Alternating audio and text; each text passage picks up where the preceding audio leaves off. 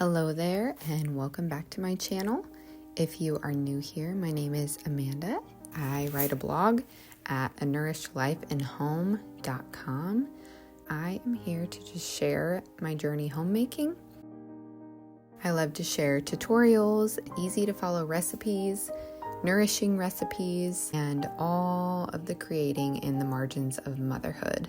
I am a mom of 4. I have a 6-year-old, a 5-year-old, a 3-year-old, and a 1-year-old.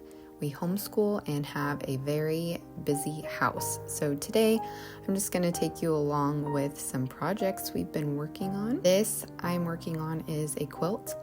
I have been quilting ever since I can remember, but I think I finished my first quilt when I was 10 years old. My grandmother quilted all growing up, so she taught me. And I have just loved it ever since.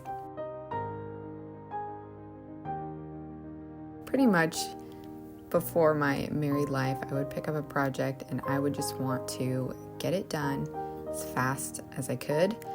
And I would finish a quilt in a week. It was my goal to finish it as fast as possible. And so I would work hours a day to accomplish that goal. And then when I became a mom, I had to practice the art of taking my time and being okay with doing a project in smaller increments. Also, along my quilting journey, I've realized just how important it is to be precise and do a good job in the small steps along the way so that the end product turns out the way that you would like it to. So much time and effort goes into something like this. It's really important that the end product is nice. So quilting has been a creative outlet for me in motherhood. It is so easy to just pick up and do 5 or 10 minutes at a time.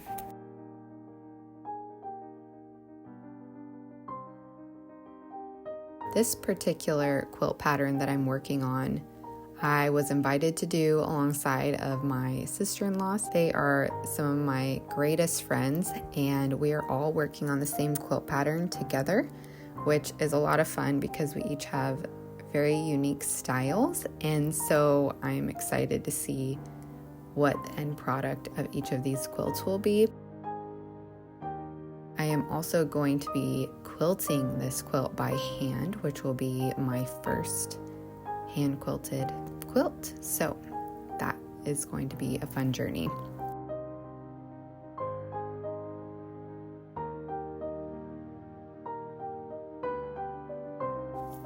Something that I have realized while creating and learning new skills is that creating just cultivates more creating. So once I'm working on one idea, I have another idea, and I always have some kind of project going. This just fills me up so much and gives me such a fun outlet amidst the mundane things like changing laundry and washing dishes. It allows me to have something to look forward to in a day and allows a little bit of respite throughout very full, busy days as a mom that I wouldn't trade for the world, but I am so thankful for a creative outlet during this season of my life.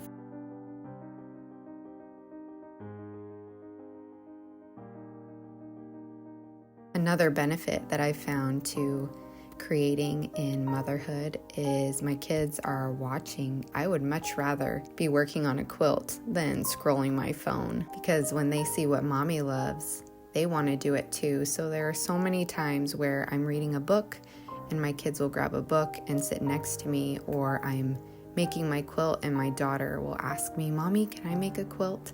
So that is something that we're going to be working on this year as one of our handcrafts. It is just so fun to see their creativity bubble up when they see mommy making something that they think is beautiful, or mommy making something that they think tastes good. It sparks an idea in them to go create and do the same. I would love to know in the comments if you have a creative outlet that you like to spend time on. I find people with hobbies are so interesting to talk to, and it's fun to see all the different avenues of creativity that people like to spend their time on. My husband just started leather working, so that has been very fun to watch all of his ideas come to fruition.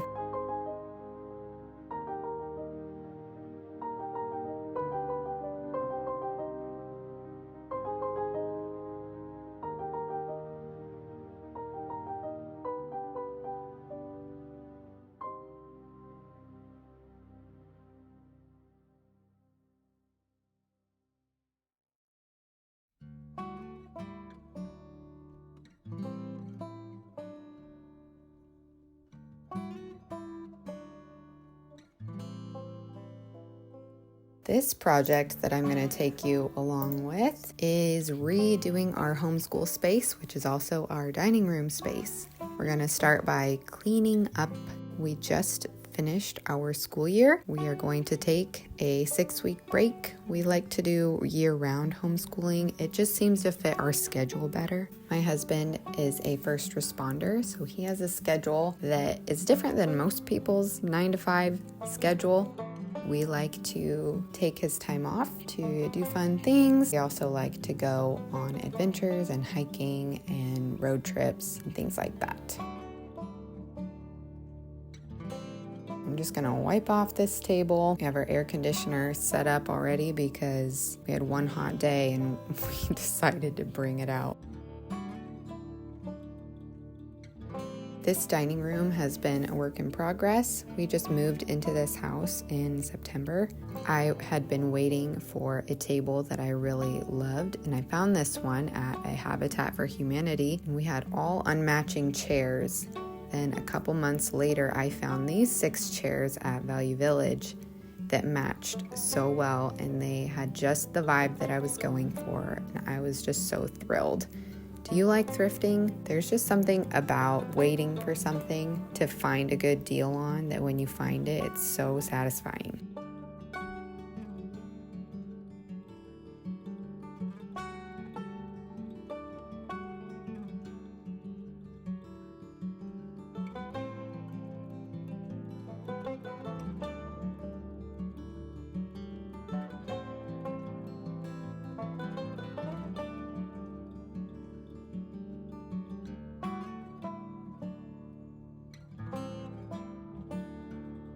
I wanted to give this room a refresh and systematize a few things. It was starting to get cluttered. My eyes just don't do clutter very well. So I needed to rework a few things, clean up, scrub the baseboards.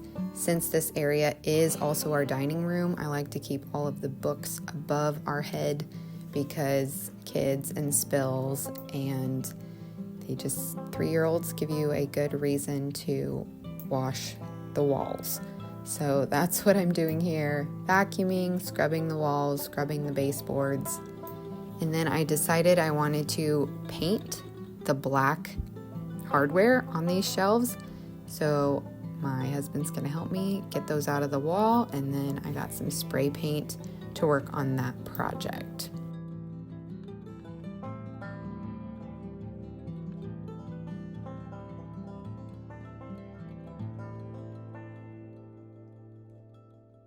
Another project that I've been working on for the last several months is this chalkboard. My sister-in-law had made a vintage green chalkboard and I just loved it so much. So I first bought the paint, and then my dad had some extra wood lying around that was perfect for a chalkboard. It was an MDF board, I believe, medium density fiber board. You don't want something that is porous for a chalkboard that you're going to be writing on. He let me have that. I was able to get it all painted. Then he helped me to work the frames. My dad is the one who has all the saws and the tools at his house. Brought it all over there on Mother's Day, and that was Happy Mother's Day to me, was making this chalkboard frame. After I made the frame, I brought it home and let it dry, sanded it, stained it, finished it, and then reattached it to the chalkboard. And then here my husband is just helping me to hang it on the wall with a French cleat type situation. So you screw a long piece of metal into the wall, screw another long piece of metal that clicks into it onto the chalkboard. It's supposed to hold up to 300 pounds, I think, so this was going to be a very secure way to get this onto the wall. And I had finished this hardware, so I'm going to re-screw that back into the wall and put these bookshelves back up and organize a little bit.